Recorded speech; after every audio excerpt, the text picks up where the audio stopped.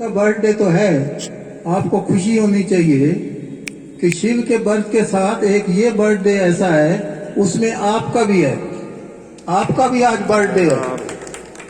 वो कैसे?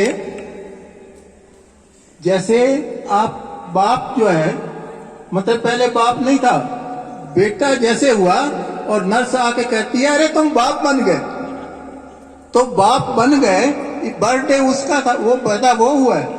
और बाप तब कब बना?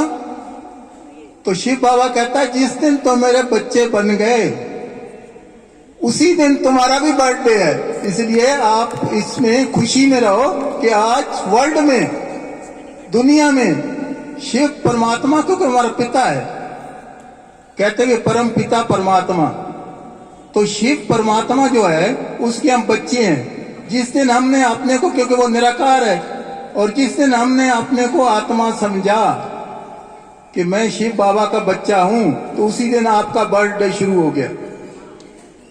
अभी मैं कई दफा हैरान होता हूं कि कई राम और श्री कृष्ण को हमारे यहाँ कहते हैं कि परमात्मा शिव है, राम और श्री कृष्ण परमात्मा नहीं, नेक्स्ट टू गॉड है। उन्होंने ऐसे कर्तव्य किए, उनकी ऐसी विशेषताएं थी जो गॉड के साथ मिलती थी, और इसलिए उसे गॉड का। तो मुझे याद है कि मेरा एक केस एक हाई कोर्ट में चल रहा था, तो उसमें मेरे को क्या हुआ कि एक कैंटीन में बैठा था, तो वहां एडवोकेट आया। उसने मेरा बैज देखकर कहता है कि देखो आप वहां ब्रह्मा कुमारी जाते हो? मैंने कहा जाता हूं।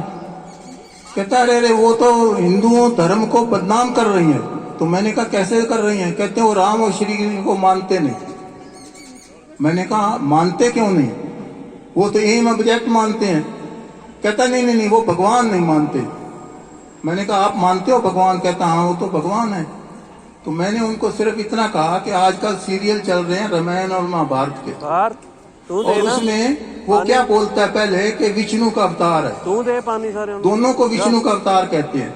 अब मेरी बात सुनो कि परमात्मा ने 3 देवता रचे, ब्रह्मा विष्णु महेश। ब्रह्मा विष्णु महेश, फिर मैंने कहा परमात्मा ने 3 देवता रचे, ब्रह्मा विष्णु महेश। ब्रह्मा द्वारा स्थापना, विष्णु द्वारा पालना और शंकर द्वारा विनाश। कहता हाँ ये तो बिल्कुल ठीक है, क्योंकि एडवोकेट था, बुजुर्ग था वो। एकदम मैंने कहा मानते हो ना? फिर थे मैं बताया, मैंने कहा देखो ये विष्णु का अवतार है, विष्णु देवता था। परमात्मा कौन है फिर? जिसने रचा वो है परमात्मा।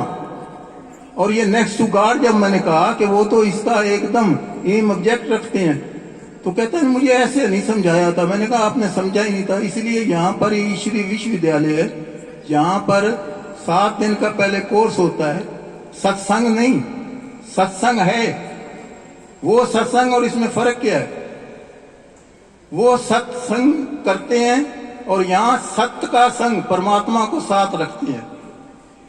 दोनों में कितना फर्क है कि कहाँ सत्य परमात्मा को साथ रखना, और जब आप साथ रखोगे तो आप कोई भी पाप कर्म नहीं करोगे। मुझे याद है कि जब धर्मेंद्र ब्रह्मचारी था, उसने 10 दिन नए ये रेडियो शुरू